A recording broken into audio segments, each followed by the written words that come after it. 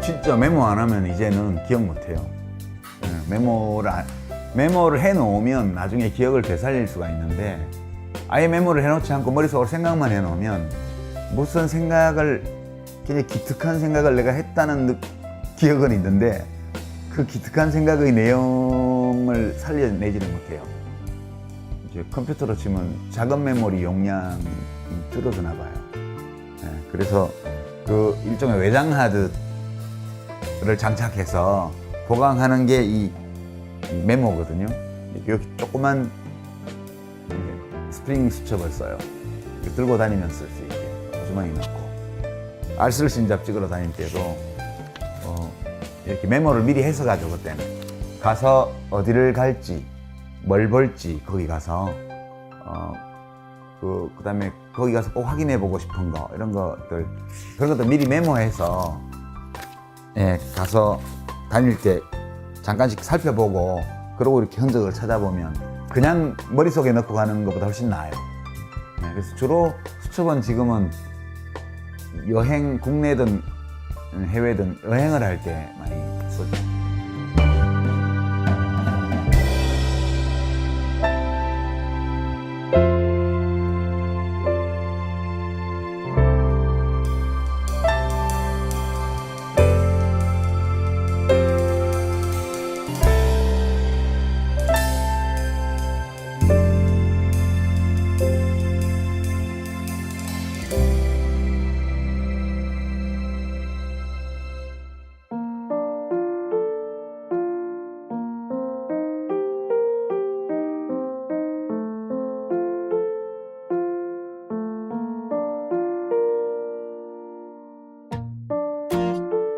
제레미 다이아몬드는 이제 과학자죠.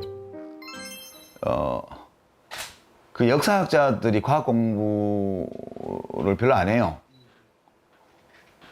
그리고 역사학이란 건 과학하고는 다른 분야라고 생각을 하고 있고. 근데 역사가 그 인간에 대한 얘기인데, 인간과 세상에 대한 이야기인데, 지난 한 5, 60년 동안 그 뇌과학, 천체물리학, 유전학, 이런 것들이 굉장히 빠르게 발전을 하면서 이 인간이라는 존재에 대해서 그전에 모르던 것들을 많이 알게 됐어요, 우리가. 그리고 우주에 대해서도 아주 많이 알게 되고, 그러면서 우리가 무엇이고 어디에서 왔고 어떤 특성을 가진 존재인지에 대해서 많이 알게 됐거든요. 그러다 보니까 과거에 일어났던 여러 사건에 대한 해석도 달라질 수밖에 없어요. 근데 역사학자들이 그 노력을 별로 안 하니까 과학자 중에서 역사를 쓰는 사람들이 생겨난 거죠. 이제 어떤 문제의식을 가졌냐 하면, 왜 대륙마다 문명의 발전 속도가 달랐지? 우리가 뇌과학 연구를 통해서 발견한 것은 모든 인간이 다 똑같다는 거예요. 호모사피엔스는 밖으로 드러나는 신체의 특성이 달라도 생물학적으로 보면 완전히 동일하다는 거예요. 그 능력 면에서. 똑같은 능력을 가진 생물학적으로 동일한 종의 개체들이 흩어져서 살았는데 왜 달랐지? 그렇게 해서 왜 그러면 서구가 전 세계를 다 지배하는 이런 막강한 힘을 서구가 가지게 되었고, 유럽이 가지게 되었고, 왜 다른 데는 식민지가 됐고, 이런 의문에 대한 답을 찾으려고 노력한 책이 총균세예요. 원인은 딱 하나죠. 환경 차이 때문이래요. 그러니까 그 문명의 발전 속도 차이를 원래 주어져 있던 자연 환경 차이에서 찾은 거예요. 또 놀라운 거는 논박의 여지가 없는, 객관적으로 확인할 수 있는 사실을 토대로 이 문명이 발전 속도가 달랐던 이유를 설명을 한 거예요. 굉장히 충격적인. 유럽 서구 문명은 그냥 문명의 하나일 뿐이라는 시각보다 더 나간 거죠, 훨씬. 니네가 원래부터 잘난 거 하나도 없어. 그러니까 왜 문명의 발전 속도가 차이가 났지? 그러니까 원래 잘났어, 우리가. 라고 서구 사람들은 생각하는데, 웃기지 마. 너네 원래 잘난 거 없거든? 그 다음에 뭐 우리가 발전한 제도를 개발했기 때문에. 웃기고 있네. 니네가 그런 자연 환경이 없었으면 그런 제도가 만들어지지도 않았어. 제도와 문화의 차이조차도 궁극적으로 들어가 보면 자연환경의 차이에서 시작된 거다. 이렇게 본 거니까 유럽 중심주의 역사의식 이런 것들을 그냥 생물학적으로 과학적으로 무너뜨려 버린 거죠. 그냥 운이 좋아서 니네 잘 나가는 거야.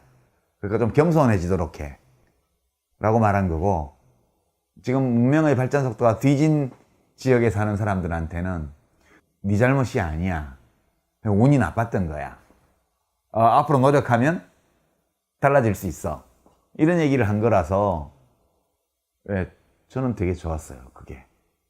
근데 그 얘기를 그냥 주장한 게 아니라 확인할 수 있고 참이라고 증명할 수 있는 과학적 사실을 토대로 그 결론을 끌어낸 거기 때문에 이거는 굉장히 다르죠. 그 전에 없던 역사 서술 방식이에요.